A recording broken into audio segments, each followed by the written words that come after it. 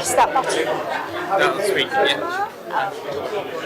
You'll see. Oh yeah, I can see my fingertips.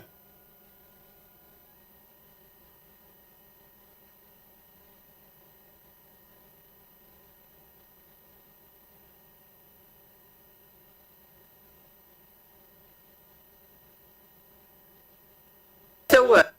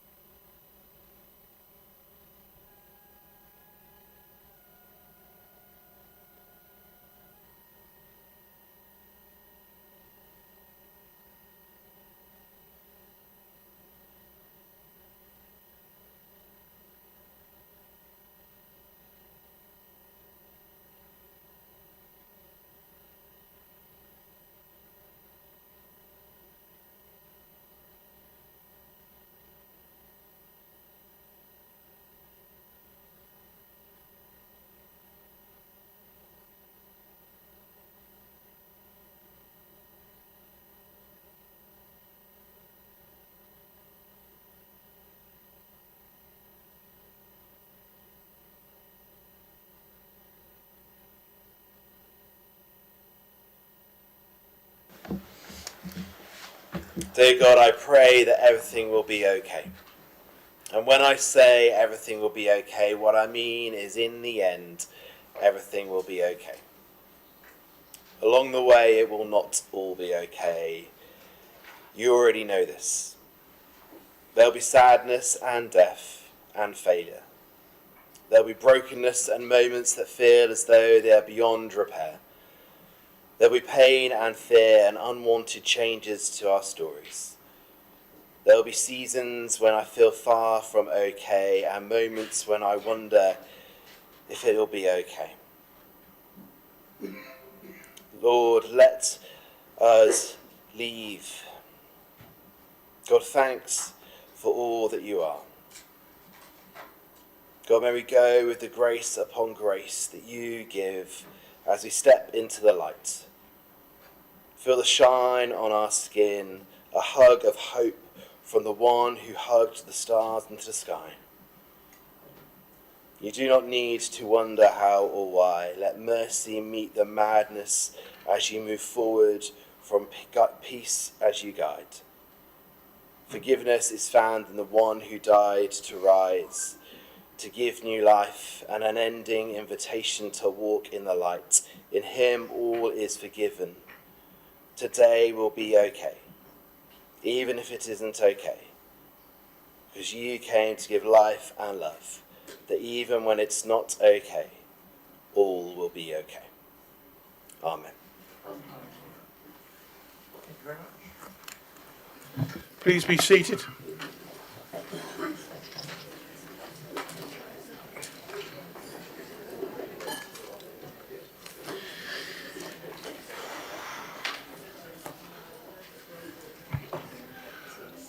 Apologies for absence. I have been notified that the following councillors, Gaskill, Miller and Bean. Anybody else? Yes, Councillor. Thank you. Councillor Jones, Councillor Grant and Councillor Freeman. Councillor Harvey. Councillor Ashfield. Councillor James. Councillor Konietzko. And Councillor Bound.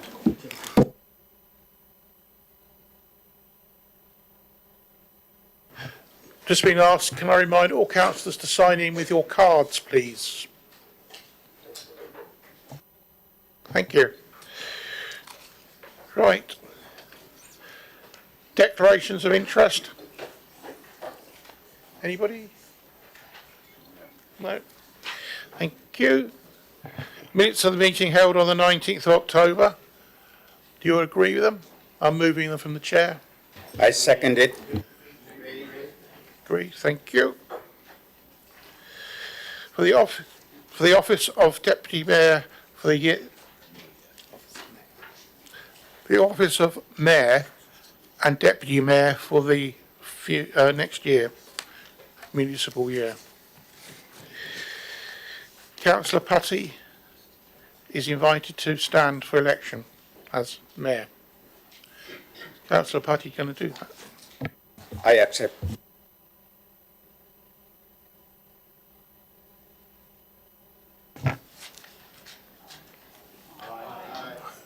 Thank you. Then we have the Deputy Mayor, which is Colin Phillimore. Councillor Phillimore. Are you prepared to stand, Councillor Phillimore?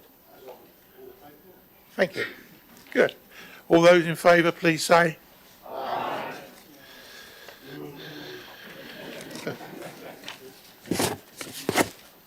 Congratulations. I have two announcements to make. Well, no, one announcement to make. A few months ago, possibly months ago, at Popham Airfield, there was a run, an athletic run, and one of the runners was talking to another runner, and he wondered why he hadn't answered, turned round and he was having a heart attack. They resuscitated him And one of the people that helped resuscitate him was only 11/12. So I've had them in the parlour to congratulate them on such a wonderful work, the community, but very sad that the person had a heart attack. So they've been into the parlour, and that's all I have to say. I'm glad to say I am visiting food banks next week. I did one yesterday, and I've got the rest next week. And they seem to be doing very well, and yeah, that's all I can say. Well, we give them appreciation for what they're doing for the borough, Basingstoke. Questions from a member of the public? I understand the first one's been withdrawn.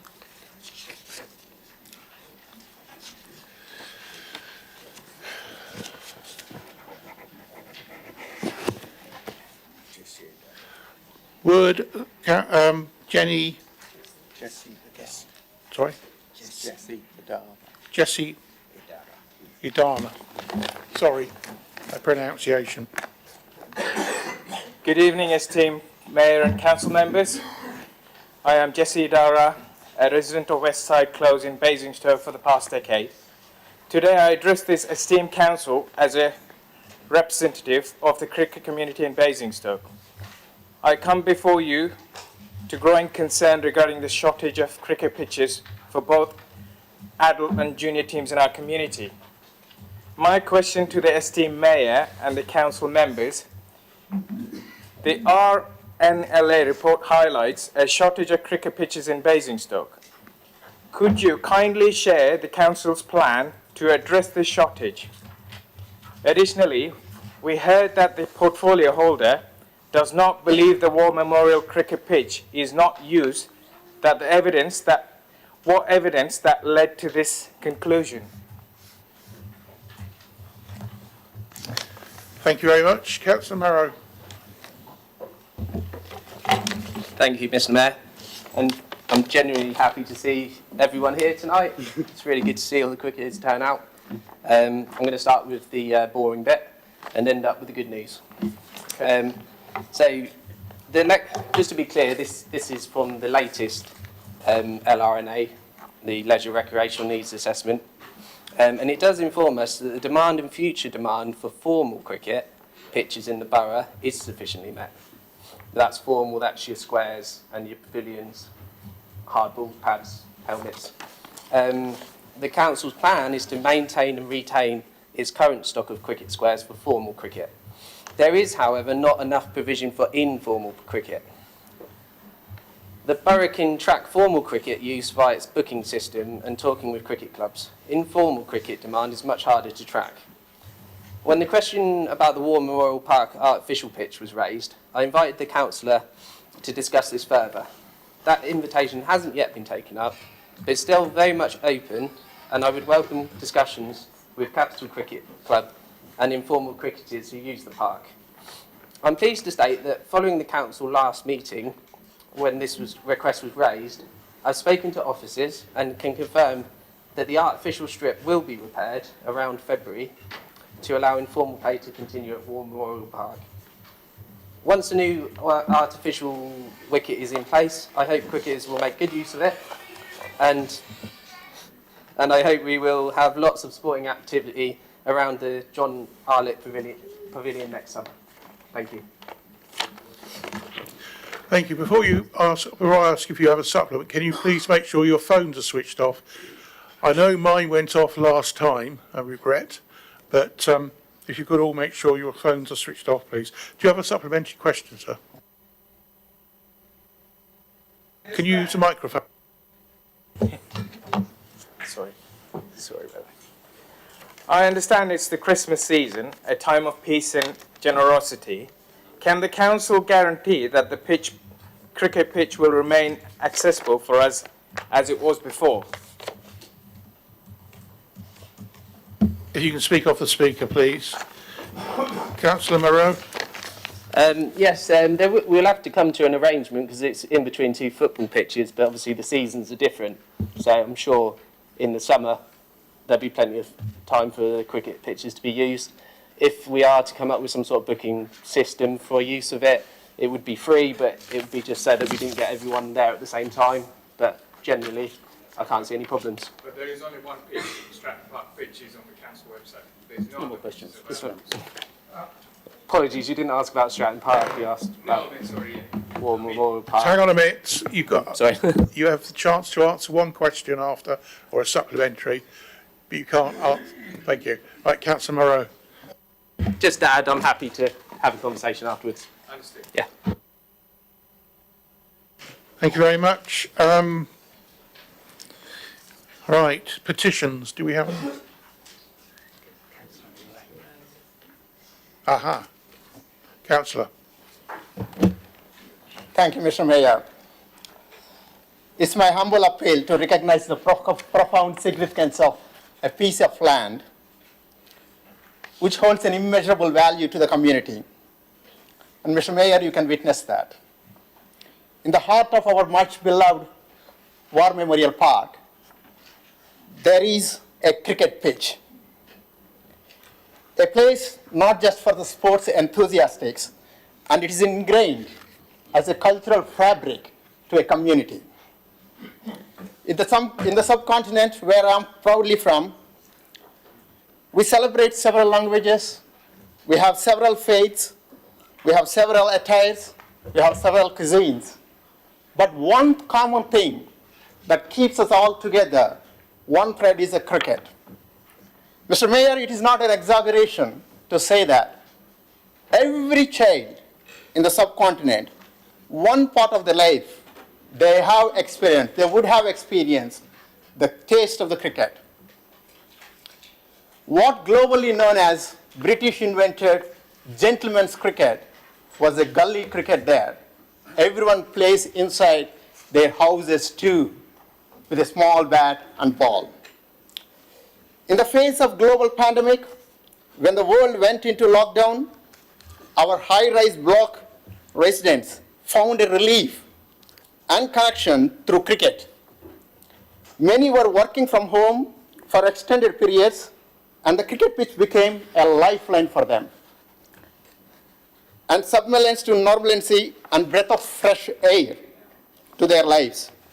Cricket is more than just a game. It's a binding force that transcends our diversity within our community.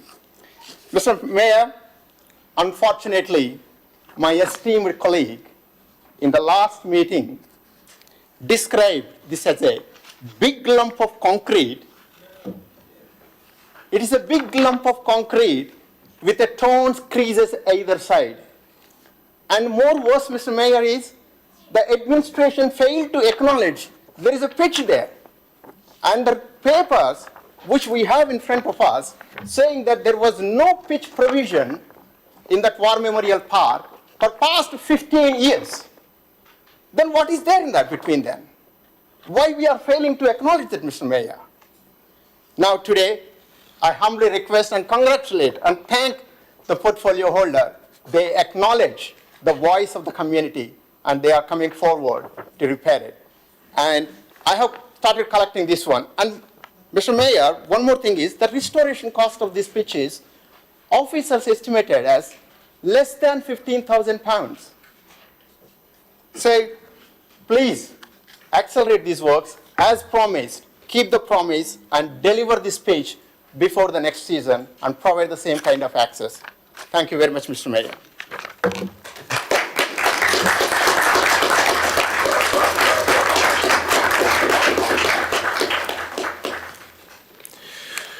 Right, thank you for that. That will now go to Head of Environmental and Community Services.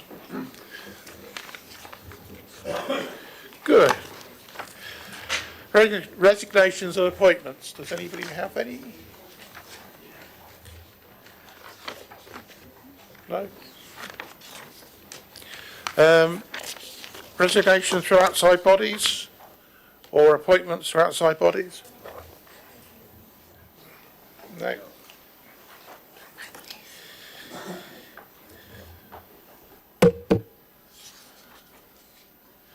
Right, quarter two capital monitoring reports as of the 30th of September. Any questions, anybody? Sorry, Councillor James, you're going to... Thank you, Mayor. More good news, I'm pleased to say. Obviously, the report is generally for noting. The normal slippage, unfortunately, is very hard to get electric vehicles at the moment. There's some good slippage that all the plant machinery at the out-of-date aquadrome is still working, so we haven't had to replace it, which is one of the underspends. But the important bit is asking Council, or requesting to Council, to approve some additions to the capital programme. The first part of that is from the Housing Fund scheme. It's 1.392 million, and that is to support refugees from Ukraine and Afghanistan in rehousing. I know it was a great concern to my predecessor, Councillor Isaac, that he couldn't see anything happen, wanted to know what we were going to do with the money, so I'm pleased to tell him in quick time that we are doing with the money, we're doing a deal with Vivid and with Sovereign to purchase 14 homes that can be used, that can be brought into the social home sector in order to support residents from those communities have a quality life in this country. So that money was sent down from central government for that specific purpose, very successfully bid for by our officer team. They didn't do quite as well as the Rwandan government, but they didn't do badly. There also, in other news, there's a new scheme, 1.3 million this year, 800,000 to be added to the capital programme scheme for next year. This is for May Place. Members who have been around for a number of years will know that May Place is not an ideal environment in which to place our most vulnerable to recover from the ills that they suffer. I know that over the years this council has explored alternative sites and whether there are better options out there, and come to the conclusion that May Place is the right location, but it's just not the right environment for those people. So I'm pleased that we're able to put the money into the scheme to purchase and to renew May Place, to make it a fit place for people to recover from addiction, to recover from mental health problems. In the past, I think May Place has been a place where we just store problems, and we're hoping to turn it into an environment where we solve problems and move people on to a better life. So I'd ask Council to support those two schemes being added to the capital programme. Thank you. Councillor Harvey, are you seconding it? Do you wish to speak now? Thank you.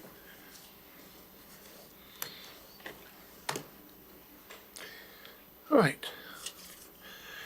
Councillor Isaac.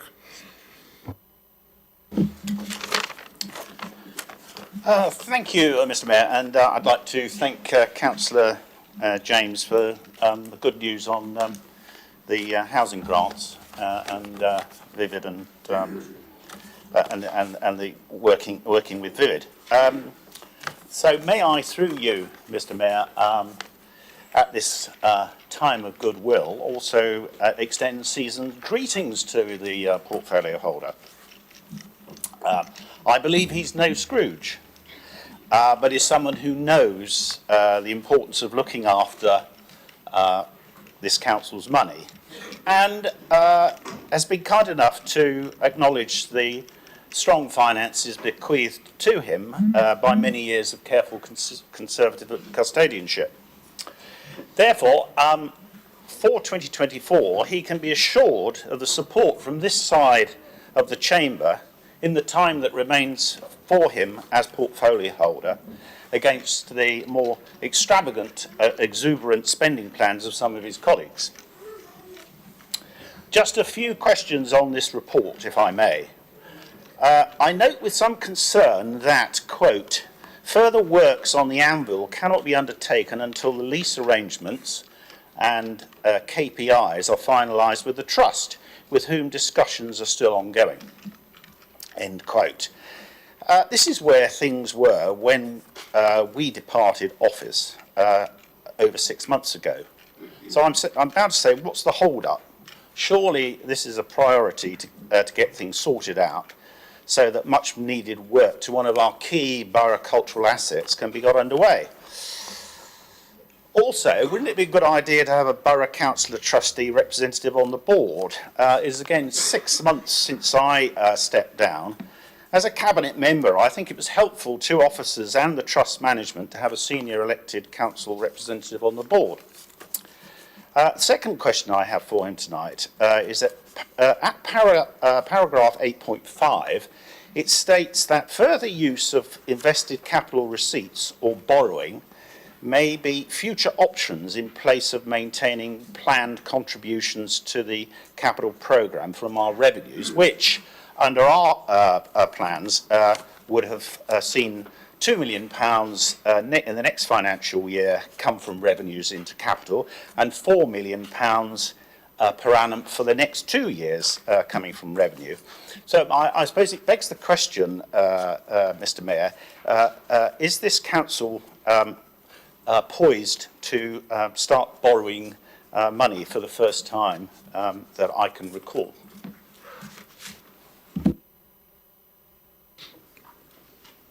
Councillor Vaux. Thank you, Mr. Mayor. I too welcome the use of the local authority housing fund. I think that's excellent news, so thank you very much for that. I was struck though by the mention of May Place, which I think it's worth just noting that I have had an interest in Two Saints historically, but not at the moment, and Two Saints run the facility at May Place, but it does mean I know it quite well. And we have a very good record in council for supporting people who are homeless or at risk of homelessness. And May Place has been a key facility in achieving that, in providing emergency accommodation. But it is a building, as you said, which is not really fit for purpose and in very poor repair. So it does slightly make me anxious when we're thinking about buying it and assessing the risks in that approach. So I would appreciate it if the portfolio holder could clarify how advanced this addition to the capital programme is, and how the 1.3 million will be divided between the unallocated housing and homelessness capitals and the Section 106 developers' contribution. And the source of the Section 106 monies would also be appreciated. Thank you very much. Thank you, Councillor.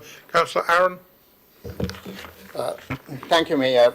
I would like to bring a couple of points with your permission, Mayor.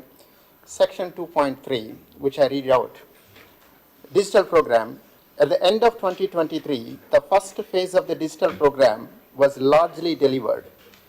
The CRM works are now substantially complete as at the end of second quarter of 23-24. Mr. Mayor, the CRM, which means the customer relationship management, in common man terms, it is an Amazon kind of experience. That means when I order something, I'll get an email, and if it is delivered, I'll get an email, and then at the end, they'll take the survey. That is what we call it as a 360 degrees of customer satisfaction. So, to me, the CRM implementation remains incomplete, and our residents are yet to witness any sensible benefits from this program. Despite the initial promise of digital investment bringing significant improvements, the reality has fallen far short of expectations. During a training program, which I took a couple of weeks ago, the organizing team openly acknowledged their lack of 360 degrees customer relationship capability in the council. When I was a part of the CEP member, the pivotal feature of this program was the commitment to deliver an experience which is comparable to a corporate experience for our residents. However, we currently fall short even of basic communication, like whenever a resident raises an issue, we don't even get a response saying that it has been completed. It is perplexing that our CRM system lags behind not just major corporations, but even small local shops, like laundries, which provide more seamless customer experience. Additionally, Mr. Mayor, there are some third-party applications, like Fix My Street, a level of functionality, which is a CRM system. Regrettably, our program is far from adopting a similar approach, and the report claims that the work is considered complete. So the second point here, the section 4.5, Mr. Mayor, I'll read out.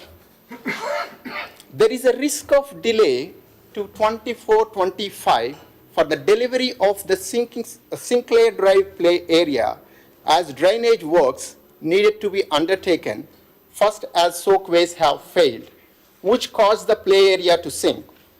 Procurement are currently looking at how this drainage work can be delivered.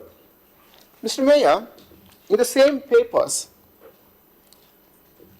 I bring your attention to my portfolio holder promised that the drainage works will be completed before March 24. But this report is saying it will be pushed to 24-25, Mr. Mayor. Mr. Mayor, this problem was raised in 2020. And the Sinclair Drive development would not have taken this long to fix an issue. And still, we are at the stage of identifying how the drainage needs to be fixed. We are not even at the stage of appointing a contractor, still finding it out how the contract needs to be given. Here there are two aspects of the problem. The problem's first one is, when a resident buys a home, Mr. Mayor, they're not buying just a building. They are buying an amenity where all the amenities are being provided. Here my residents are not being provided there. At the same time, on the same report says, there is a danger in the 2.1, there is an increased spending of 10% increased spending because of inflation. So if we are doing in 24-25, which the budget is allocated in 22-23, there is a risk of extra spending on this, Mr. Mayor. You have less than half a minute. Yeah. So with these critical aspects to consider, I request the portfolio holder to keep the promise. And what is lacking here, Mr. Mayor, is not the resources, the commitment. Is there any other speakers before I ask Councillor James to reply and Councillor Harvey? Sorry? Councillor Harvey, do you want to speak? Okay. Well, thank you. Lots of questions there. First of all, I'll start with Councillor Mulani around the unfortunate instance of Sinclair Drive. I share his frustration. It's been in my leaflets as well, going back to 2020-21. Unfortunately, I wasn't in charge then. We've been in for 6 months, so I can't speak for the other 3.5 years. You can ask questions within your group about why it's taken so long. Ultimately, in terms of the drainage, it's a very specialist works. You have to go out to tender, you have to find the right company to do it. It's going to take time. I'm prepared to give you a fuller update and get some more information for you if it's available. Obviously, the difference between 23-24 and 24-25 could be the case for a couple of weeks. It's talking financial years. So I think we're recognising that doing drainage work in January, February, March might prove difficult if the ground is frozen. So it might come back, but we are trying to get there as soon as possible. In relation to May Place, Councillor Vox is absolutely right. It's a really important facility. It has served the borough well, and quite right that it's not in a fit state. I haven't got a full breakdown of the 106 monies and where they come from. Obviously, there is money from the Homeless and Housing Support Fund, capital receipts from that. But because the May Place supports the entire borough, most developments will have a 106 attachment that will be used for purposes for all the hostels around, including May Place, for that purpose, because it doesn't matter where you come from. If you need help, it's the place that you tend to start your journey. I can assure Councillor Isaac that I'm not going to borrow any money. I think the officers have to write these reports and include all the options within the reports of where we go. He'll be pleased to know that actually, if you look at our revenue budget or our draft revenue budget, we intend to put more money from the revenue into capital in the next 4 years than he did in any of his 4 years. So be pleased to know that I'm putting money aside to support the future of this council. I don't know if there's any other questions around that I needed to answer. Clearly, if anyone wants to email me, I can get you detailed answers to those questions. But please support it tonight so we can get on with May Place and get on with supporting Ukrainian and Afghan refugees. Thank you.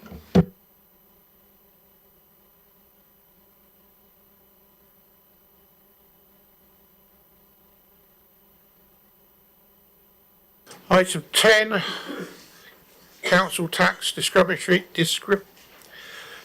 discounts and council tax support scheme.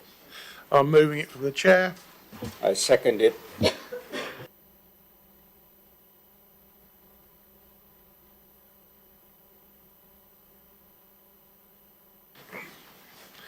Then polling and districts and polling place review. I'm happy to move it from the chair. I second it. Do you all agree?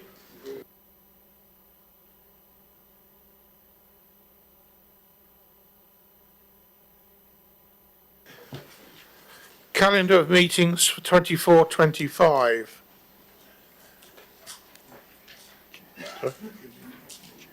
I'm moving it from the chair. I second it.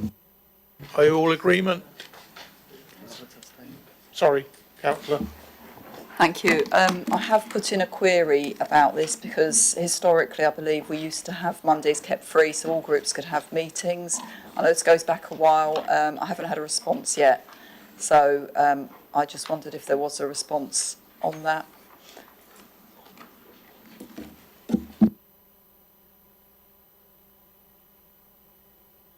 Remember, we have to agree to it and it can be looked at afterwards, but we certainly need to get the rooms booked. Right.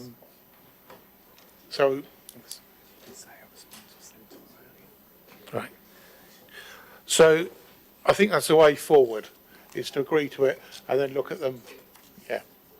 But we need to get the rooms booked anyway for meetings. So as I say, I'm happy to move it and it's been seconded. All agree to that way forward. Thank you. Do you all agree? Good.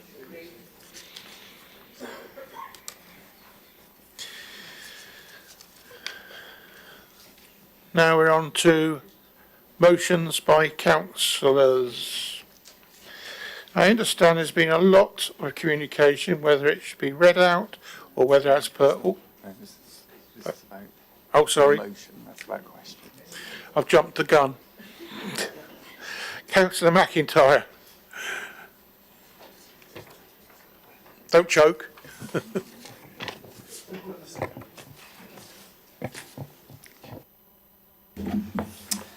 Thank you, Mr. Mayor. As I stand before the council today, I bring a motion close to my heart and my colleagues Abigail Compton-Burnett and Kerry Carruthers. The re-establishment of indoor soft play facilities, and one that I believe is vital to the well-being of our community in Basingstoke and Deane. A cornerstone for our children's development and a haven for families seeking communal joy. In the past, Basingstoke boasted thriving indoor play areas, hubs of laughter, learning and interaction. Yet the unforeseen waves of the pandemic have swept these facilities away, leaving a gaping void in our social fabric. This absence isn't just about lost playtime, it's a matter of development and emotional significance for our youngest residents. The Association of Indoor Play and Play England have voiced it well. These facilities are not just play areas. They're engines of physical and mental stimulation. This is one of the most cost-effective investments we could make in our children's future. It's an investment in fitness that doesn't feel like a chore, in developing imagination and resilience and in nurturing social skills, all within a safe environment. But let's talk about the present challenges. Indoor play venues now navigate a labyrinth of increased business rates, soaring energy costs, interest rates, and not to forget the debt accumulated from landlords over the COVID period. These are substantial hurdles, and as a council, we must find ways to identify and help alleviate these pressures if it is within our gift, making it feasible for these essential amenities to return and thrive. I want to turn your attention to the voices from our community. Voices like Charlene's, who laments the lack of local facilities and the necessity to travel beyond Basingstoke for such basic amenities. Or Kirsty, who has to travel extensively with her little ones for a chance to play. Karina's testimony speaks volumes about the lifeline these facilities offer to families grappling with isolation, illness or disability. And let's not overlook Savannah's plea, highlighting the additional financial and emotional strain of travelling to other towns for such fundamental facilities. I understand that councillors may find this funny. You can go onto Facebook and you can see the comments from our residents, Councillor James, Councillor Hewitt. These are not isolated sentiments. I could have filled these minutes with similar stories. However, I would have taken away the pleasure my friends on the other side experience at listening to my soothing voice. My voice and those voices of our residents represent a collective yearning across Basingstoke for spaces that foster joy, learning and community spirit. It's not just a want, it's a need for accessible, inclusive and nurturing environments for our children. This motion, Mr Mayor, is born from the heart of our community. It transcends politics. It's a clarion call from our residents, a call to action that we, as their representatives, should heed. Our objective is clear: to revitalise these hubs of joy and learning, ensuring they're equipped to serve and enrich our community once more. In conclusion, I urge my fellow councillors to support this motion. I'm asking for no commitment of Cabinet, but simply to identify the barriers to entry and, if it is within our gifts, to break these barriers down. Let's work together to bring back the laughter, the learning and the sense of community that indoor soft play facilities so uniquely offer. Thank you.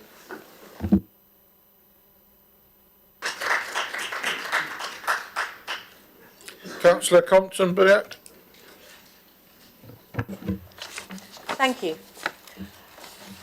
In preparation for seconding this motion, I carried out extensive research among the local population of 16 to 20-year-olds. The responses can be summarised as, basically, soft play is the most fun place you can go when you're under 10. And if it was still open, I would definitely want to go now, even though I'm a lot over 10. This is a ringing endorsement from the experts, and David has very eloquently covered the wide-ranging mental and physical health benefits of soft play for children.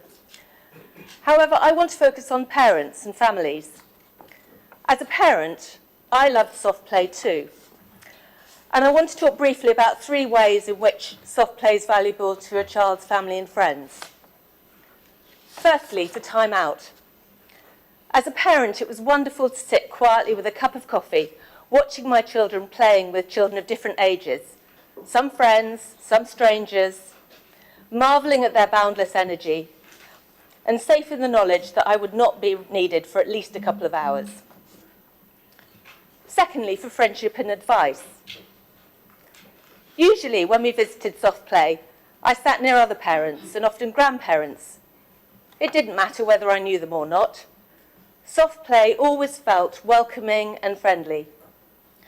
We often started chatting about how things were going in our families, challenges we were facing, problems that we needed to solve. We chatted about tantrums, school, fussy eating, youth football, sleep. The list was endless. We said as little or as much as we wanted, and we knew that whatever we said, we would find sympathy, understanding, and help if we wanted it. And finally, for helping children to develop relationships with wider family and friends. The only entry criteria for soft play is that you must be accompanied by a child under 10. And that child could be your child, your grandchild, your nephew, your niece, godchild or friend. Soft play is a great place for children to spend time with their wider family and friends, and particularly with those who find it harder to play games that require lots of energy or childcare experience. The children will always have a fantastic time, and it's fun for whoever they're with to watch, and the child will definitely look forward to the next visit. In conclusion, I am delighted to second this motion because soft play provides very significant benefit for children and for their families and friends. Thank you very much. Councillor Gavin James. Thank you, Mayor. I welcome this motion. It's certainly something the Cabinet will look at. I too have fond memories of headaches from my time going. I don't know how you managed to get a quiet cup of tea. You obviously never went to JJ's. But like I'm sure Councillor McIntyre used to enjoy taking my children, praying they would get stuck somewhere near the top, so I had an excuse to jump on and rescue them. It was annoying when they got too big and get out for themselves, and I got too big and couldn't get out at all. So it's certainly something we'll look at. I mean, there is some good news, of course. I mean, I know JJ's 2018 that closed, so long before, it wasn't a COVID-related thing, it was a the warehousing is now in great demand. So there was a period in time when these places could rent fairly cheaply warehouses because they weren't used for anything else. Certainly the Fun House was another one that was in a warehouse. Unfortunately, the warehouse next to JJ's wanted to expand, and so when the lease expired, they couldn't renew it. Fun House had big parking issues because warehouses are designed for vans and lorries to come and go, not designed for buggies and 100 SUVs parked there for a couple of hours, which caused lots of problems in that one. There is some good news though. As far as I understand, Four Kingdoms is still open if you fancy Japan. So countryside, theirs is in a barn, so maybe not this time of year, but during summer it's amazing. The sports centre does have facilities as well. Flip Out also has some, and just last week Atmosphere in Rutherford Road opened a new soft play area alongside the trampolines. They're slightly smaller than the JJ's and the Fun House, but there is some more out there already. So it does look like they are beginning to creep back, but we'll certainly take the motion away, find out what the barriers are. It's obviously something that as a local authority we can't help private business, but we can certainly see whether there's anything we can do to help. Thank you. Thank you, Councillor. Councillor Alec Lee. Thank you, Mr. Mayor. First of all, can I, before I start, I'd like to thank the proposer and seconder for replying to my email on the motion itself. Just trying to help gauge a direction in which I was going to vote this evening. I'm still not swayed. I, as a father of 4 children, do think that there are enough facilities in Basingstoke. Councillor James has just highlighted a number of them, and I was only at Atmosphere the other week with my daughter and my nieces and nephews, sitting in a rather loud cafe. Again, I'd like to find this soft play area that hasn't got a loud cafe. So it is, in my opinion, that there are enough facilities. The second thing that I really want to raise is that around the wording of the motion, and that, again, I did ask the questions around financial incentives, and it asked the council to potentially commit to financial incentives and to essentially spend officer time to explore these options to get more facilities. Facilities that, in my opinion, and in the words that the proposer gave, Mr. Mayor, they don't actually make a profit themselves. It's from the cafe side of the business that actually makes money. So I just, I guess, begrudgingly look around and think, you know, we're wasting officer time for something that if they want to set up a cafe to make money, great, make a cafe. But if it's not going to make a profit as a play area, then is it going to be a good use of council funds, council money, council time, especially when we're going through a cost of living crisis at the moment? And Mr. Mayor, I'll tell you, it's been very interesting over the last few weeks watching the local Conservative social media talk about hypocrisy of the independent and Lib Dem-led coalition, saying that they said a lot of things before the election that then supposedly not delivering afterwards. And I really do hope they see the irony in tonight's motion, tonight's request to invest money in cricket pitches for when they were in administration, they couldn't commit money to an ice rink because it was a private business. And the last time I checked, soft play was also a private business. So I'm just confused as to the standing of which way they're going to be voting, if they're willing to give money to this private business but not the ice rink when that needed it. But I guess, yeah, it's easy to ask for money for soft play, cricket pitches, other investments when they're not in administration, because their own cabinet were pretty tight when it came to, and I quote the proposer, Mr. Mayor, in his in the motion itself, they weren't they're forthcoming with funds to support communal bonding and social interaction among families. And the last point I wanted to raise is that I think officers, and I've said it already, that officers already have enough time to look at how they can support residents in a cost of living crisis that's been manufactured in Westminster by the leaders of their party. Now, if the proposer was serious and that concerned about the lack of soft play, then I was quite surprised to not see his name down for the Leisure Park Task and Finish group, where we could have had access to officer time and resources and energy to look at how we could deliver a soft play centre at the Leisure Park. Shamefully, though, he wasn't there, Mr. Mayor. So maybe he would like to join us for the next one and discuss opportunities in that forum. Thank you. Councillor Goulding, then Councillor Kibet. Thank you, Mr. Mayor. I have to admit, I fundamentally disagree. Basingstoke has some really, really wonderful community facilities. We actually have a wealth of community centres and structured classes for young children to go to. And we also have some lovely outdoor areas. But there's a real lack of indoor social space, particularly to take young children to at the weekends. And I'm speaking to this from personal experience. My friends and I are trying to work out where on earth we could go. And there's nowhere in Basingstoke. We're going to end up driving out of the borough and spending money there, which just seems bananas. I've got an increasingly active one-year-old now, and it's just becoming more and more of a challenge to find spaces where she can, well, she's not running off energy yet, but where she can crawl off energy at least, and generally stumble around and have lots of fun. The bigger spaces we have, or the soft play spaces we have at the moment, if you're not walking and you're not able to kind of stand up for yourself and get out of the way of bigger kids, it's not safe, it's not ideal, and it's not welcoming. And there aren't that social spaces. Councillor Compton-Burnett described really well that ability to be able to talk to other parents, however noisy it might be. You need to be able to have that support and go with friends and have those conversations. And you can't do that at the sports centre particularly easily because there's not that cafe there either. So outside of the borough, there are genuinely lovely facilities for young people with soft play, with imagination villages, the works, but it requires a car to get there, and that's not okay. We should have facilities in Basingstoke that are accessible to everybody who lives here.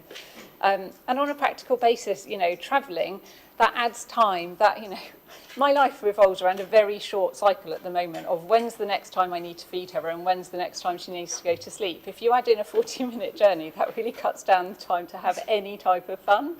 And yeah, I appreciate these are luxury issues, but Basingstoke should be catering for everybody, and it should be a place where we want communities to thrive and where we want everybody to be able to be physically active, whatever the weather and all year round. Thank you.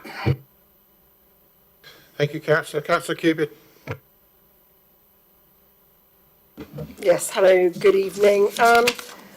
Gosh, isn't it extraordinary? I mean, honestly, we've presided over a council which let the ice rink collapse, the aquadrome fall into disrepair. There was never any money for anything, and suddenly the other side of the room thinks that we should be investing or supporting private sector in the provision of something which I'm passionate about, but I just find the hypocrisy breathtaking. I am passionate about soft play provision, and as a cabinet we have actually already been considering the role that soft play plays in our leisure offer. So, and Councillor Lee is 100% correct. There's a task and finish force which I'm really looking forward to hearing the results of, and there is definitely a role to be played there, but clearly you're not that interested. But the thing that was amusing me, Councillor McIntyre, if you just wanted to know, was not the subject, the very serious subject of soft play provision, which I passionately supportive of and think is fantastic, especially for the more vulnerable in our borough who don't have the benefit of having private cars, etc., to drive them places. But it was actually that Councillor McIntyre was mimicking or taking the leaf out of the former leader of the Labour Party, Jeremy Corbyn. And it just made me laugh. And I was thinking, oh, am I listening to Jeremy Corbyn? So it wasn't about play area. The residents don't have to worry about me thinking that there's something really awful about me thinking play area is not. It's actually new, starting to sound like Jeremy Corbyn.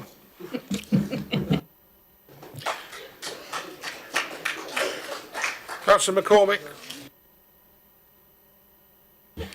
Thank you, Mr. Mayor. Well, I'm undecided on this motion. I can appreciate the residents' concerns, and I'm giving that considerable weight. I have to say the proposer's arguments, I didn't find that convincing, but I think the seconder's arguments were altogether more convincing. In terms of where we are with businesses that have been hit by the pandemic and landlord debt, I have a massive amount of sympathy for that.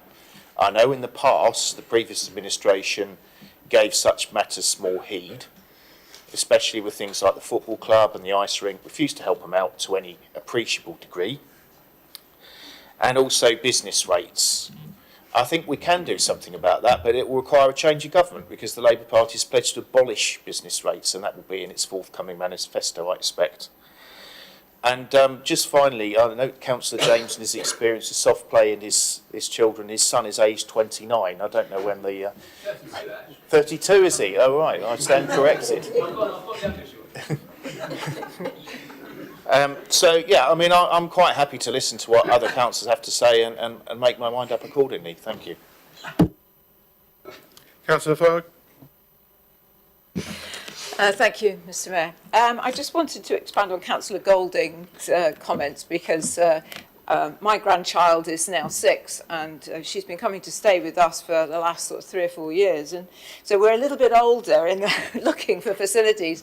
And I've used social media widely looking for places and interesting things to do. And I mean, she has some considerable energy, more than we have now. So soft play is ideal for this kind of child, where you can recover with a cup of tea and a chat with people before picking up and getting going again. But yeah, I've searched everywhere for things to do for 4-year-olds, 5-year-olds and 6-year-olds in the borough, because I want to support the borough. There are things, but trampolining isn't something that my grandchild will do, and it is mostly about trampolining at the moment. That's the popular thing. I watch too many A&E programmes where it's the child who's fallen off the trampoline, and I don't want that responsibility. Unfortunately, she doesn't either, so that's fine. But yeah, I've had to travel outside the borough for soft play and for other facilities, and that's really disappointing. If I could just point out, for people that haven't gone to soft play for a bit, the ones that really challenge the little ones and gets them really interested are the multi-level, the ones where they've got to climb up, and how do they get there? They can see it from below, but they're thinking, what route do I take? You know, it's really empowering for them because they have to solve the problems themselves.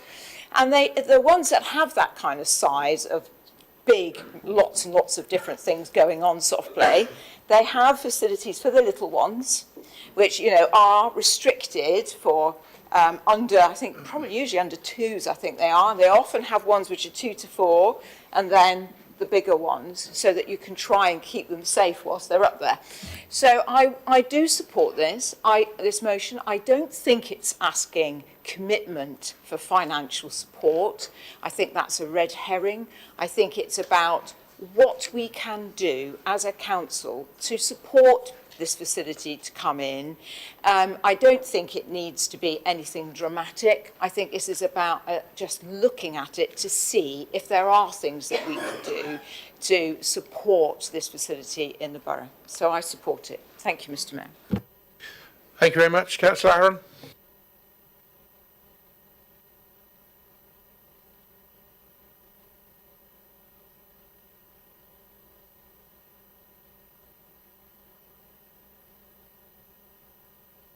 Councillor Abraham. Yeah. Thank you, Mr. Mayor. I support the motion spirit. I think everyone in the chamber will agree that having more facilities for children to enjoy and learn from is something fantastic. But I think it is a matter of prioritization and what are other pressing needs that we would rather invest the officers and the council resources into. So it's just sort of trying to look into that and look into priorities here. The other element that I didn't see in the in the motion is affordability. We could have a fantastic, so many places to go to, but whether they be affordable to everyone to visit, especially during the current cost of living crisis, and how would we be able to actually having places where everyone, regardless of their background and socioeconomic context, be able to benefit from them. So I'm sort of divided because I'm a father of two, and I think my it would go down very badly if I voted against it. Yeah, I think other considerations need to be taken into account, including integrating the concept itself or creating facility, whether the council strategy that already you have in place and whether the development of the leisure centre could sort of have elements around provision of soft play area or similar facilities. Thank you. Thank you, Councillor. Councillor Tuck. Thank you, Mr. Mayor. Oh dear, I seem to be the only parent in the room that found soft play the most depressing, ghastly experience ever. I can't tell you, I only went half a dozen times, but I was so pleased when I didn't have to go anymore. It really concerns me that we're talking about mental and social well-being, health and cohesion being dependent on a soft play experience. And I would like to quote Sienna, aged 5 to 7, who wrote a poem in the Mayor's competition 2 years ago. Amazing River Loddon. The River Loddon is where I play and where my troubles are washed away. In winter, it feels as cold as ice. In summer, it feels just right. The water is clear and clean, a place where I can simply dream. The fish are wriggling all about. I've never seen a single trout. Splashing and throwing pebbles is what I like to do. Why don't you come and join in too? Thank you, Mr. Mayor.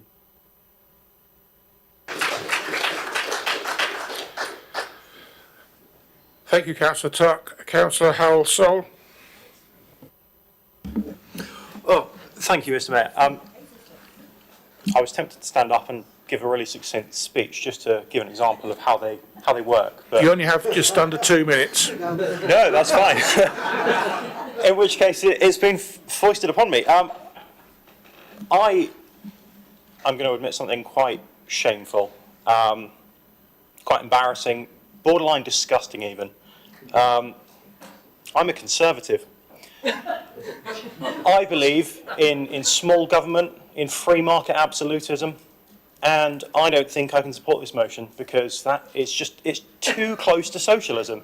And it makes me physically sick, the suggestion that we should spend any council time or resources on providing any basic services to this town, anything that might be of any enjoyment to our residents, Mr. Mayor. So unfortunately I can't support it. For residents in doubt who might be watching, none of that was true.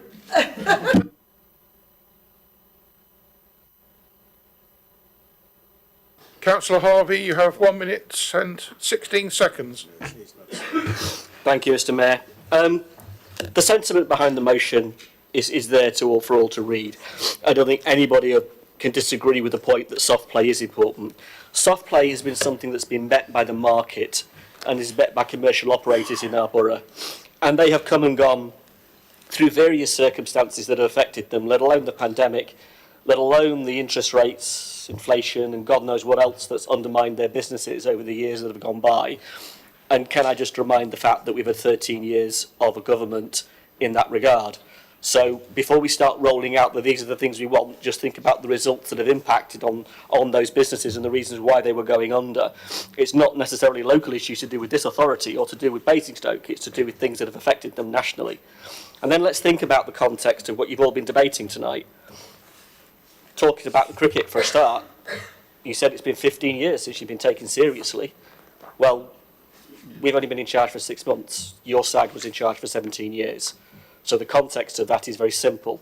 We have taken you seriously, we have listened, and we're doing something about it. The context around Sinclair Drive is you were years waiting for something to happen.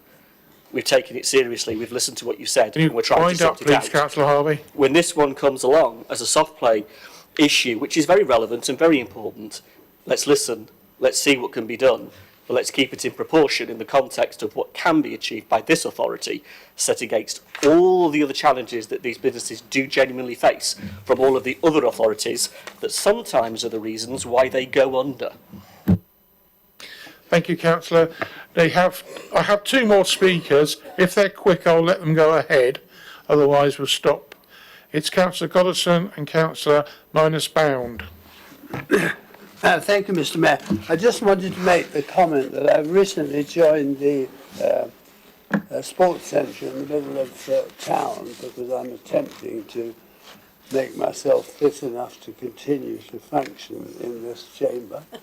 And I have noticed that there are considerable facilities there for young children.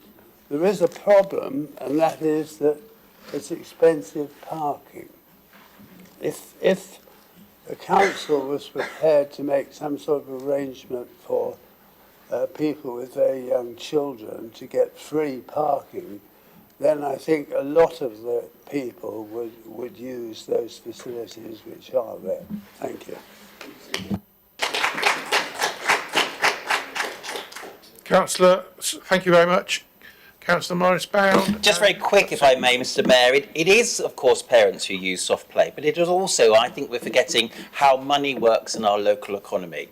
And that does have an impact from local government. Local government is increasing free childcare from 16 to 30 hours. And everybody in this chamber may not be aware that actually quite a lot of small businesses use soft play. They're called childminders. Childminders give and soft play gives access to childminders and their children to a range of socialising with more children and helping our local economy benefit from that funding that's given from central government. Thank you, Mr. Mayor. Thank you, Councillor. Councillor McIntyre to wind up. Thank you, Mr. Mayor. I don't really know where to go, comrades. Let me amend you. And do you know what I mean? So, Councillor Cubitt, you need to be careful because you'll get half the room supporting me anyway, no matter what I say now. But right, listen. Let's. I said it before. I'm not trying to bind the cabinet to anything. This is an exploratory exercise. Councillor Lee is putting words in my mouth of what I've promised, what I've committed to. I'm a layperson. I'm a councillor. The officers are the experts. The officers are meant to go there, hopefully, and identify the barriers that are stopping these businesses coming in and to work out if there's anything we can do. Councillor Gavin James talks about the additional facilities that are there. I spoke to Darren, who used to run JJ's and now runs Four Kingdoms. I spoke to Cheryl, who used to run Funhouse, and Cathy, who used to run Playdays. I've spoken to the Association of Indoor Play. I understand why the businesses ceased and the issues that they're having, and it comes down to parking, it comes down to start-up costs, it comes down to rent, it comes down to rates, it comes down to not being able to find a suitable building. There are issues there. All I'm asking is that we investigate these issues to identify whether or not there is anything we can do. So I would ask my colleagues on the other side to please put aside political persuasions, put aside political dislike of certain individuals or anything like that, and I just hope that we would go together. And unfortunately, because I have heard politics on the other side of the room, I am going to ask for a recorded vote, Mr. Mayor. But thank you.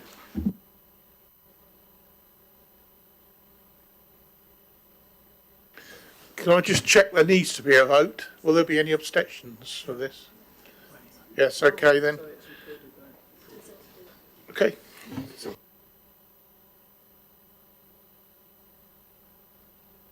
Okay, it's before you. Please vote.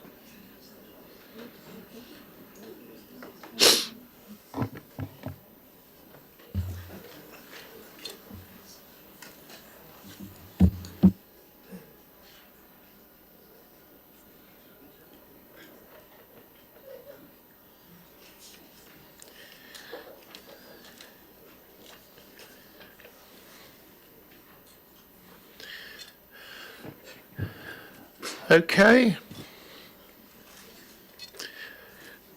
The motion has been passed. Oh, somebody's saying that it's not all people haven't voted.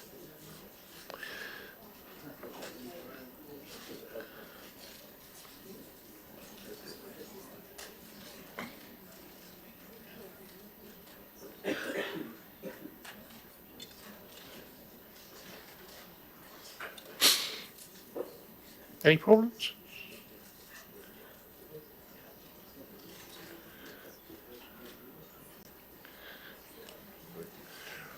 Watch out, watch out. Julia's about.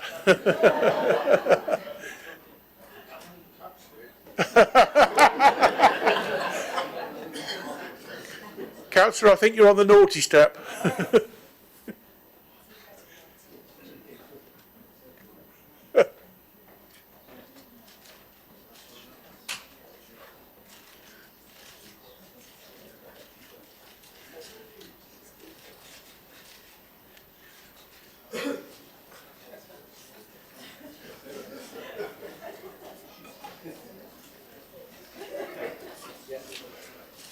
Is he off the naughty step yet? Thank you very much. The motion has been passed.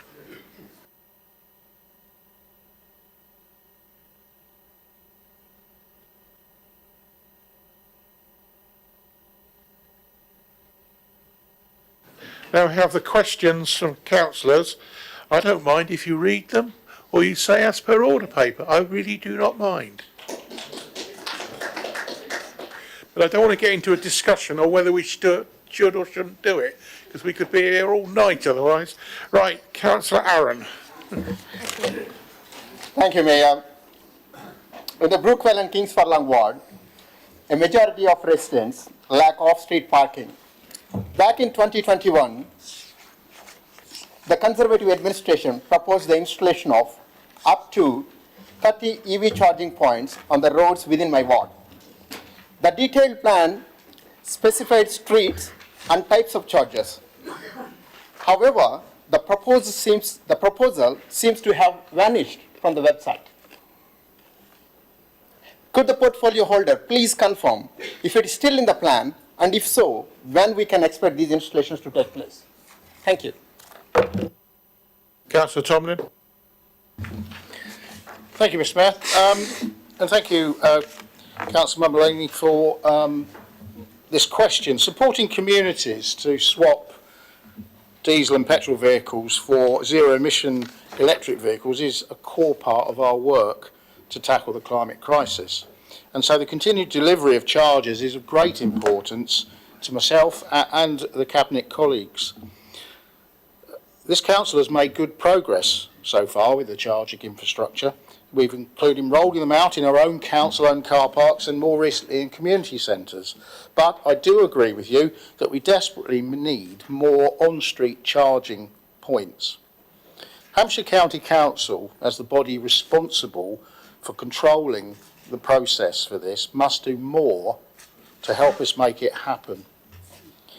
As part of the council's work to increase the number of electric vehicle chargers locally, in 2022 the previous administration and the officers started working with HCC to prepare their bid for government funding for further vehicle on-street chargers.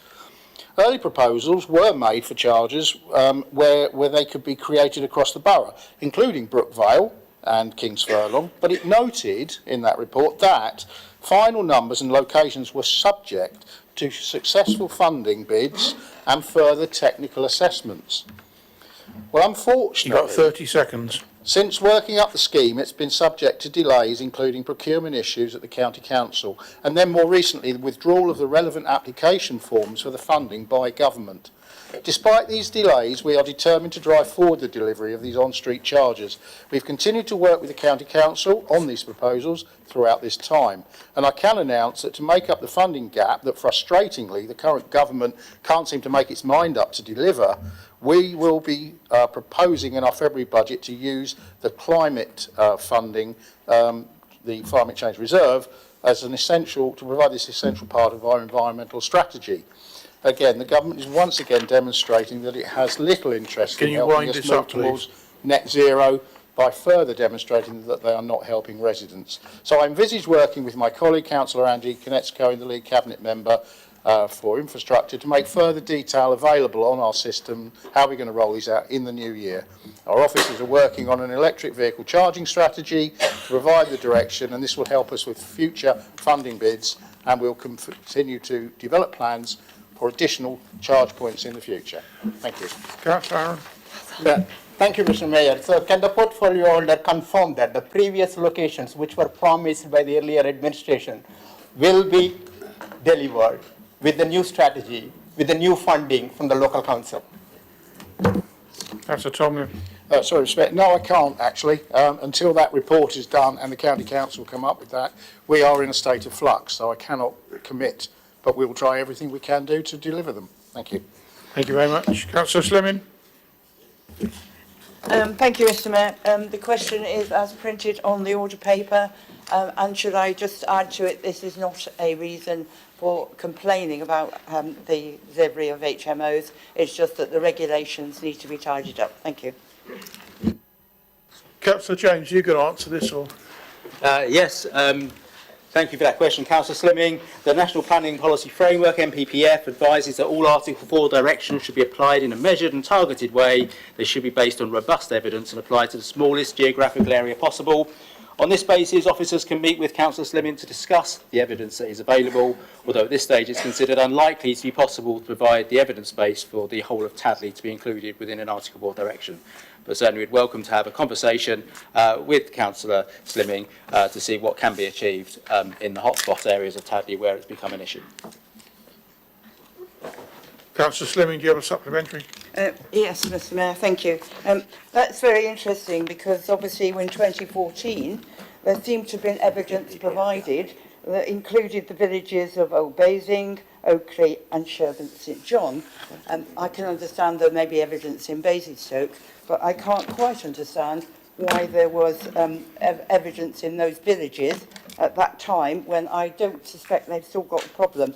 Maybe that could also be looked into when the consideration is happening, if the portfolio holder will take that on. Thank you. Do you wish to say anything, Councillor James? It's certainly something we can look into. Obviously, the NPPF has been updated since 2014, so it may be something to do with that. Clearly, we can only work with the current legislation, but it's a question she can ask in our meeting with officers. Thank you. Councillor Dillo. Thank you, I'll read out.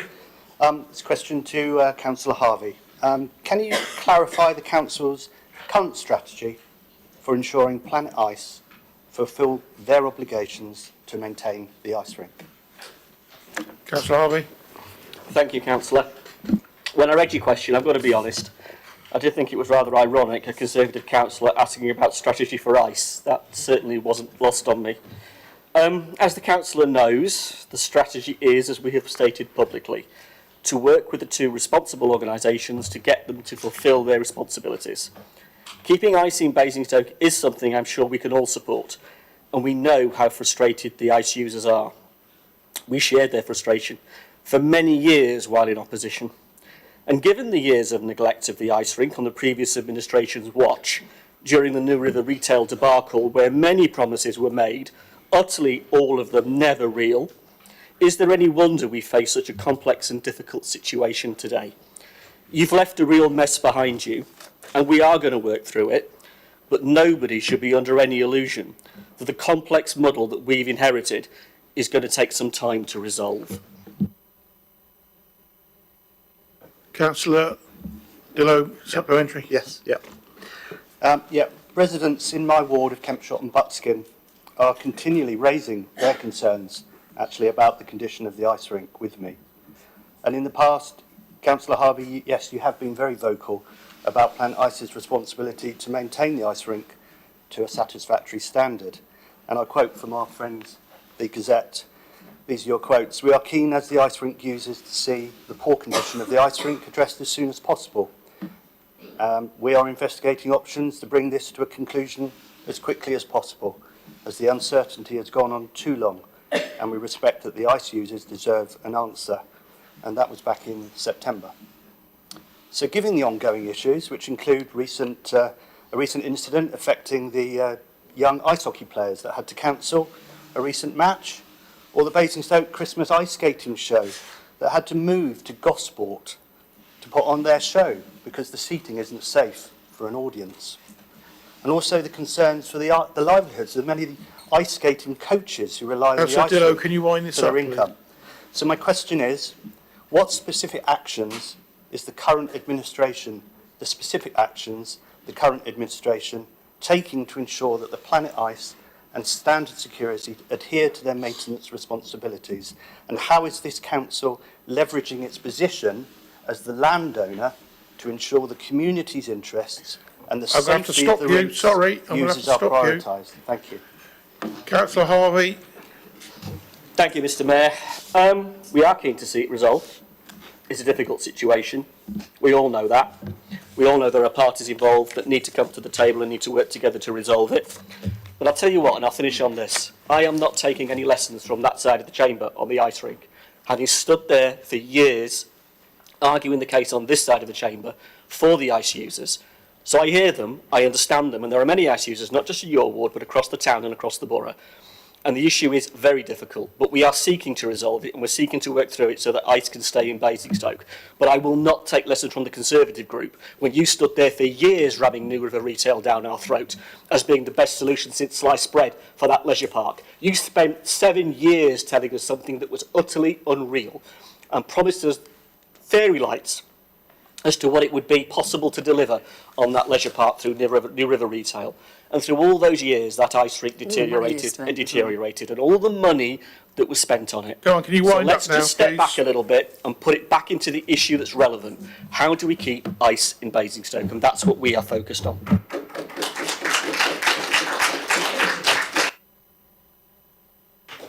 Councillor Aaron. Thank you, Mayor. On December 8, 2023, a resident of my ward spent 20 minutes on phone attempting to contact a council staff member to report a damaged bin. In addition, the resident described the experience as officious and unhelpful, which stands in the stark contrast to our commitment to steadfast service. Where no resident should face such challenges, could the portfolio holder provide information on the average time taken to answer the phone calls? Could the administration elaborate on the measures being implemented to address these customer service issues and ensure a more efficient and resident-friendly response? Thank you, Councillor. Mr. Mayor, if I may, point of order. There's 2 questions on the paper there. I'm not sure what the protocol is for how many questions you can ask, or whether perhaps Councillor Mummerlenny would like to clarify which is his question and which is his supplementary.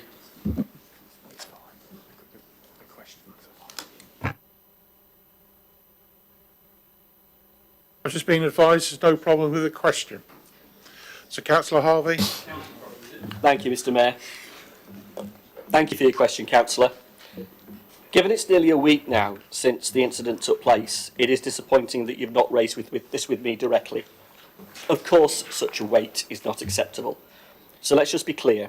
We've now adopted a new customer strategy that directly addresses the standards and processes in responding to all inquiries and questions, and our officers aim to respond to 70% of all calls within 30 seconds.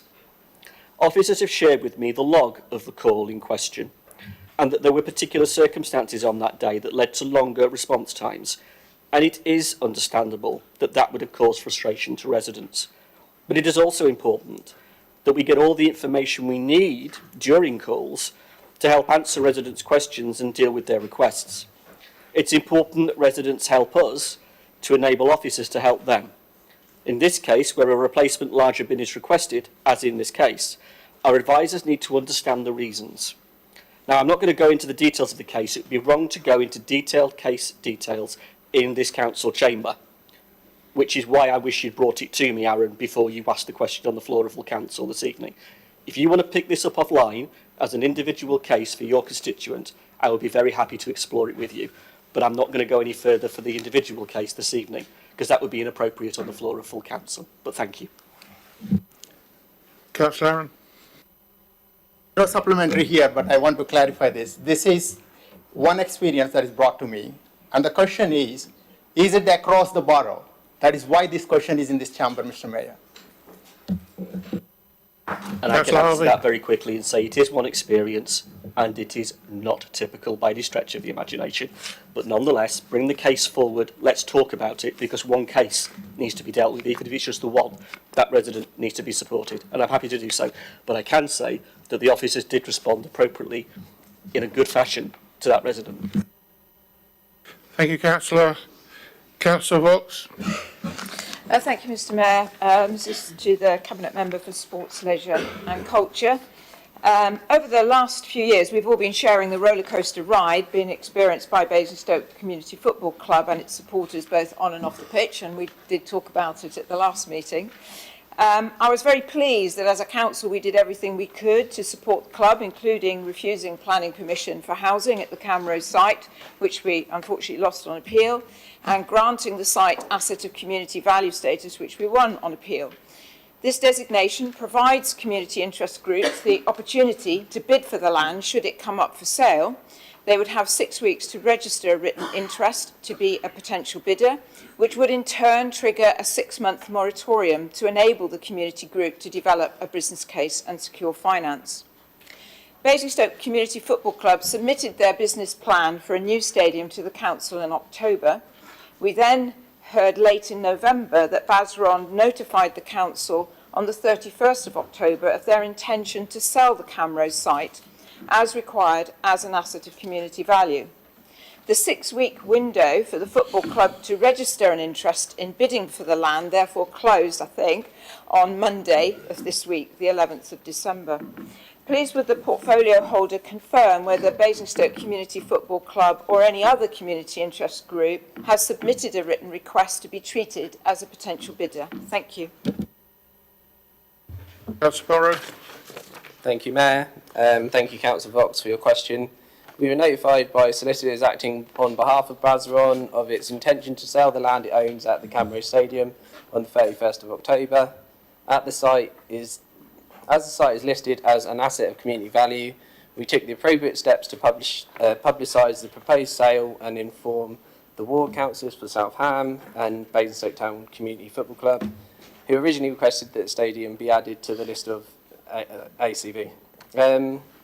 The deadline for any community interest group to register their interest in being treated as a potential bidder for the site was the 12th of December. No expressions of interest have been received. Thank you. Do you have a supplementary? Yes, thank you. Thank you, Mr Mayor. So please would the portfolio holder clarify what actions the council is now going to take in response to the Basingstoke Town Football Club's business plan for a new football stadium, and what the council's plans are for the 30% of the Camrose site which it owns, especially now that a planning application has been made to demolish all of the stadium buildings. Thank you. Councillor Morrow. Thank you. That's pretty much two supplementary questions. I won't cover the Camrose question because really that covers a multiple different areas. It's not just sport. As for the plan for Basingstoke Town Football Club, if I reiterate of what I said before, we've held talks. The club's talked to us. Those talks will continue, and we have a priority to deliver the aquadrome at the leisure site. There's opportunities there as that develops, but at this stage, the business plan that's been submitted to us does require significant investment, as I said before, and so we're still in talks with the football club, and that will develop as we go on, and we want to keep that communication open. So, thank you. Thank you, Councillor. Councillor Vox. Okay, thank you, Mr Mayor. I'm just a bit baffled about why a question can't be answered, but there we are. Thank you. Another question for the same portfolio holder. So the council has recently published its latest leisure and recreational needs assessment, which informs various leisure and sporting strategies and delivery plans, including the playing pitch strategy. I would like to thank all of the officers involved in updating the LRNA, which is a highly complex document requiring work with multiple external agencies and local sporting organisations. Anyone who has attended the Basingstoke Rugby Football Club events or matches at Downgrange will have been struck by how friendly and welcoming the club is. With comparatively minimal support from the council, they are running multiple teams across all the age groups, including flourishing women's and girls' teams and a vets team. Although a vet is 35 apparently, which makes me feel very old. Anyway, their first men's team have bounced back from a hard season last year with 7 wins from 8 games so far this season. It takes a lot of heart and commitment to achieve this when everyone is a volunteer and their grass pitches get a hammering with multiple training sessions and matches, especially with our recent wet weather. The club works hard to raise its own funds, including for the construction of its own covered seating stadium. They welcome the local community to their social events with a convivial bar and dining room. They support local businesses where they can, including Global Kitchen, who do a brilliant job catering for their pre-match lunches and club fundraising parties. They really do everything they can to sustain a flourishing local club. In 2015, our LRNA assessment reflected in the playing pitch strategy delivery plan said that the Basingstoke Rugby Club should have a plastic playing pitch at Downgrange to be delivered in the quote medium term. This was 8 years ago. Our new LRNA says the same, that the rugby club should have a plastic playing pitch, but the delivery plan remains silent on when this should be, just in the medium term. I have asked for clarification and not received a target date. We have great plastic pitches for hockey and multiple artificial grass football pitches. Rugby is clearly falling behind. Our flourishing town rugby club, a real asset to Basingstoke in so many ways, deserves more support from the council. Please would the portfolio holder provide a clear target date for the club to have a compliant artificial rugby turf pitch? Thank you. Councillor Morrow. Thank you. There is no external grant funding currently available for the 1.1 million upfront cost of an artificial rugby pitch. The rugby club, in the future, rugby club will need to work with the council to create a strong business plan that demonstrates the increased revenue opportunities and rugby provision that would be achieved with an artificial pitch. The team will also be working with the club, officers team will also be working with the club and the Rugby Football Union to look out for grant funding, as well as using my developers, as well as using any developers' contributions that are available. Councillor. Thank you, Mr. Mayor. I find it interesting, 1.1 million. The Rugby Union affiliation of a society says about 400,000 would be about what we expected. The other point is that they don't want the cage pitch, as they call it, is not what they want to be created as plastic turf, it's their training. So at the moment, there's no training facilities for them. They have to rent 4G from somewhere else. So I would ask the portfolio holder, is there an opportunity for the club to work with you and the council to establish a sustainable way for them to continue training, because at the moment the grass is not fit. Thank you. Councillor Morrow. Yes, I'm certainly open to talking to the rugby club. Prices have really gone up. I know back in 2017 there was funding available, and also they put in planning permission to put an artificial pitch in at that point. Unfortunately, money got pulled because of overspend on the Twickenham stand. So yeah, the cost may well have been the cost back then, but unfortunately the delay, it's now for a proper size pitch we're talking about is 1.1 million. If the rugby club wants something different, then by all means, I would love to come and talk to the rugby club. So yeah, I'll please send me an email. Thank you. Thank you, Councillor. Councillor Ganesh.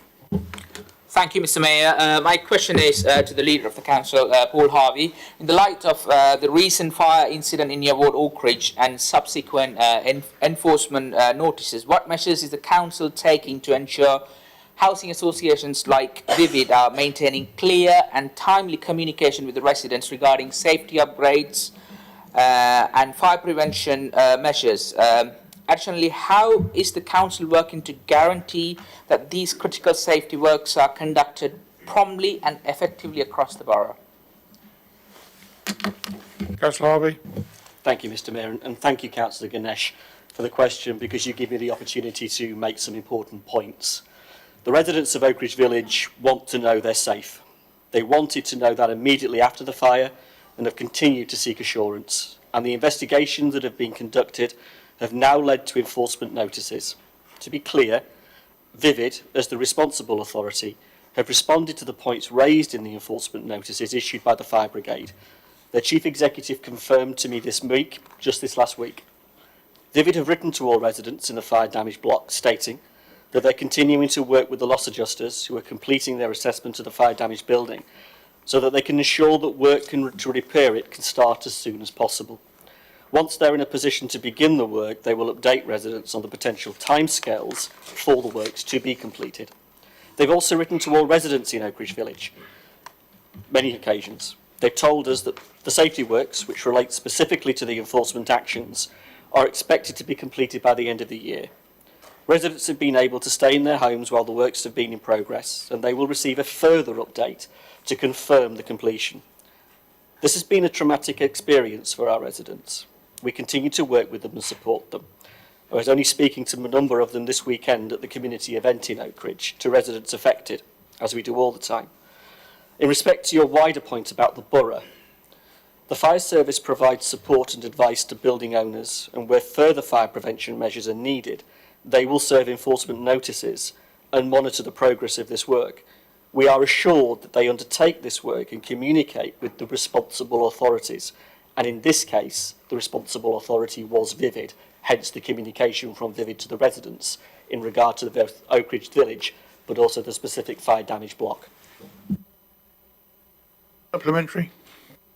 Thank you, Mr. Mayor. I understand the authority responsible is Vivid in this case, but considering the apparent gaps in this communication and the action from Vivid, as reported as last week in our local media, what is Council's role in ensuring the safety and well-being? What specific steps that you will be taking to enhance the oversight and accountability of the housing association in the borough? This is a serious issue and it is a traumatic experience for your residents. I completely understand our residents in the borough, but how will you ensure that such lapses in the communication and safety measures are not repeated to guarantee the safety and peace of mind of all the residents, not just within your borough, within your ward or just this specific incident, but all around the borough in future? Thank you. Councillor Harvey. Thank you. I think you make a very important point about communication, actually. And my experience of Vivid's response to their residents, our residents, has been that in that immediate first period, there was daily contact between Vivid officers and our officer team, actually the housing team, and residents in that immediate crisis. And that was very important, that daily consistent support.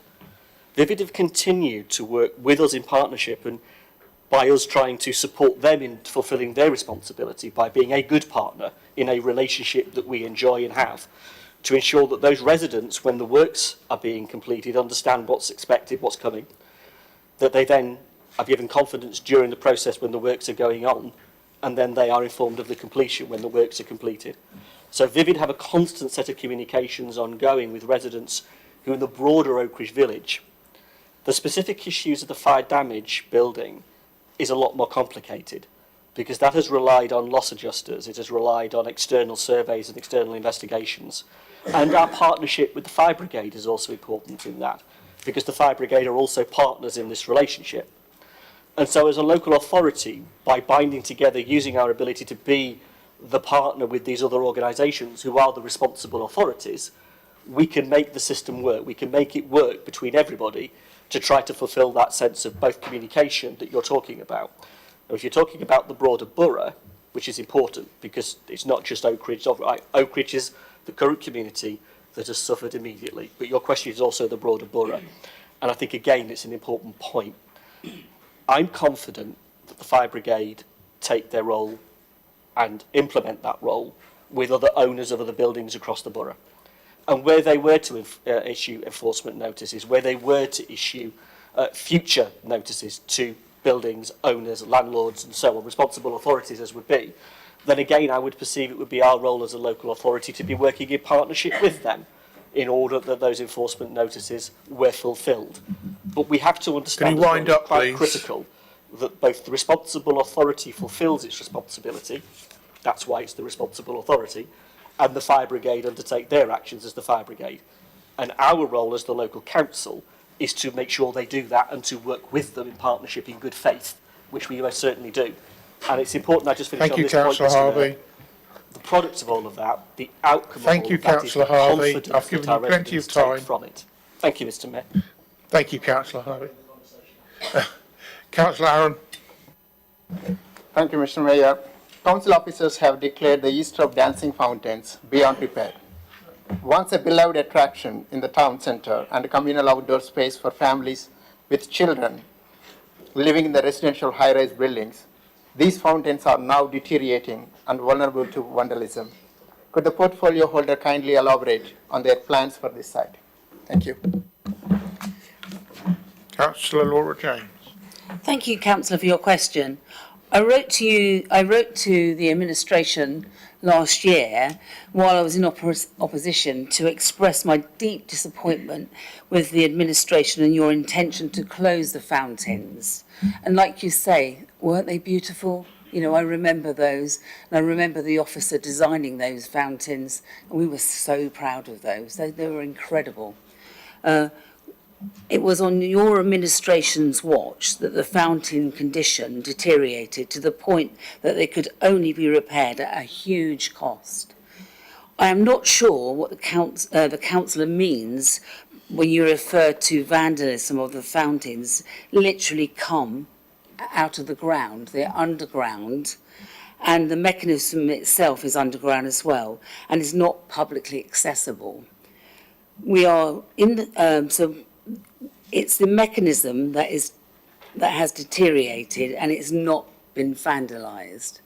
We're in the process of looking at the options there could be for the future of the water in this area and how it will link to the town centre and how it links to the access and to the opening of the park, Eastrop Park. It's the good park, Eastrop Park, and that it's great that the fountains are next to Eastrop Park and how it's going to be sited, and we're really excited about the future and what that might look like. The park is an award-winning park, and it's full of play equipment, paddling pool, boating lake, and it's full of other activities for the families. And it is this administration that recognised that park and that area, and the importance of it is to the town, and therefore that's why we decided that we would make parking free and ensure that people can enjoy that area. We were very disappointed when you introduced a parking charge. And it's amazing that we have a green and blue space in our town, in the centre of our town, that people and families can enjoy. Thank you, Councillor James. Councillor Aaron. Mayor, I would like to remind my esteemed colleague, it was me who asked the question in this chamber about the fountains. Probably would have written it. I asked this in this chamber to my own administration at that time. When I mean the vandalism here, Mr. Mayor, it is the vandalism surrounding it. I reported to the council several times about the damaged sitting area, and we have to replace it. Because it is underused, that has been constantly damaged, and we have to invest money to replace it. That is what I mean by the vandalism. Thank you. James. In visiting the site, there is no vandalism around. Where there is vandalism is in the walls to the subway, and they are needing work. And I understand from the local councillor that the county councillor, he's reported it. We have reported it as officers as well to the county.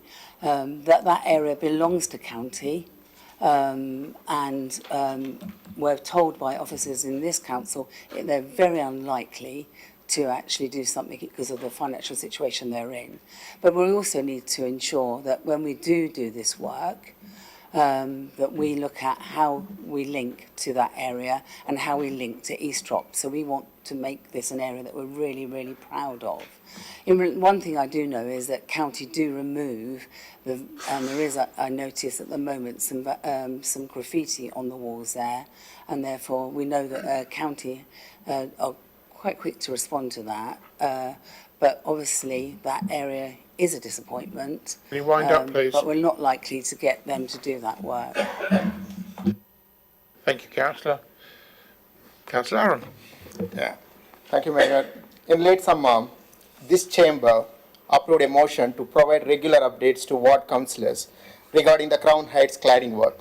Subsequently, the leader informed us that the commencement would be in September, later revised to November.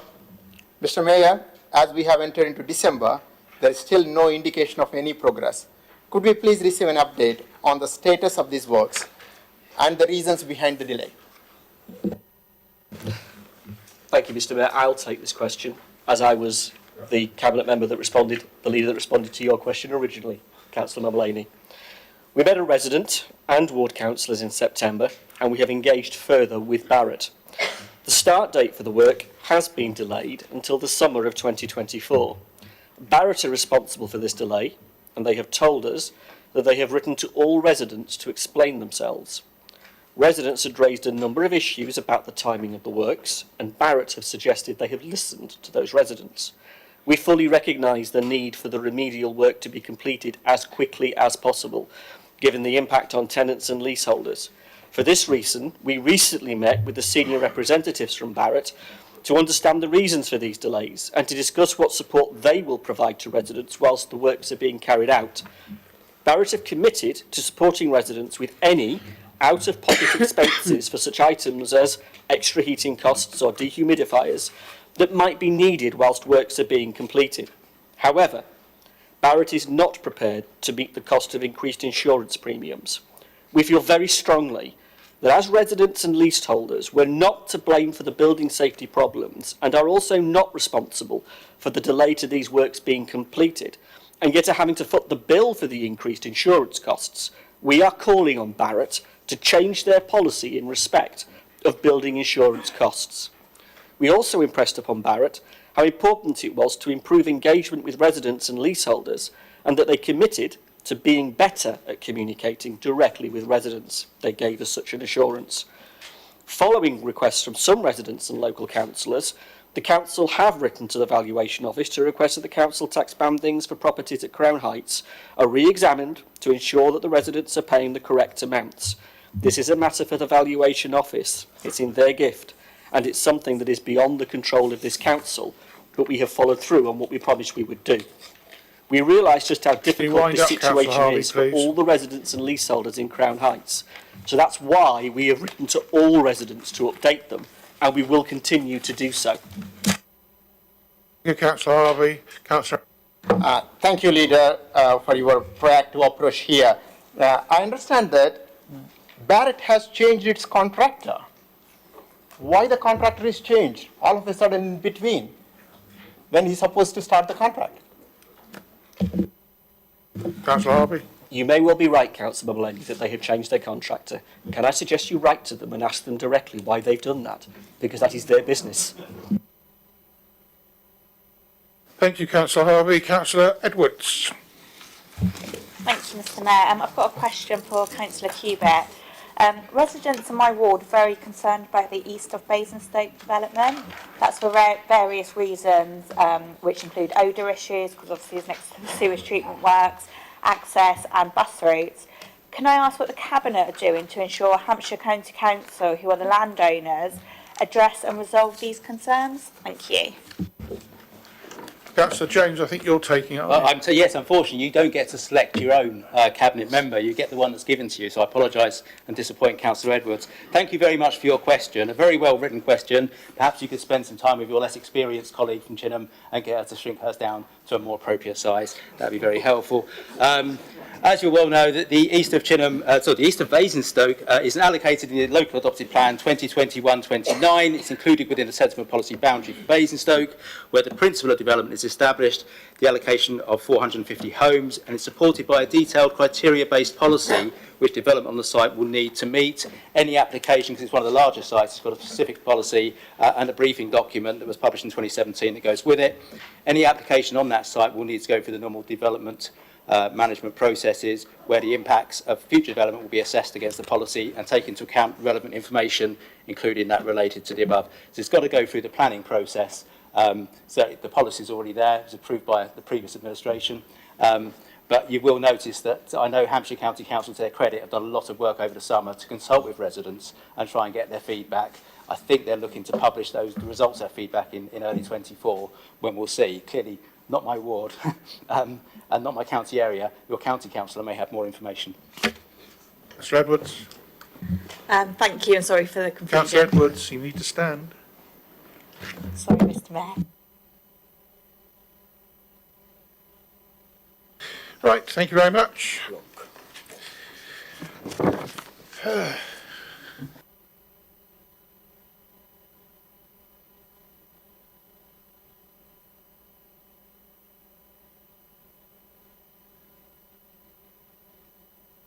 In that case, I move them on block. I second it. Do you agree? Right, just before we disappear, there is refreshments in the parlour for everybody, and I hope you all come, because it just means you can all say Happy Christmas to people that you don't necessarily see over Christmas. And can I wish you all a happy Christmas and New Year, and look forward to seeing you in the new year. And please, as I say, do come to the parlour, councillors. Thank you.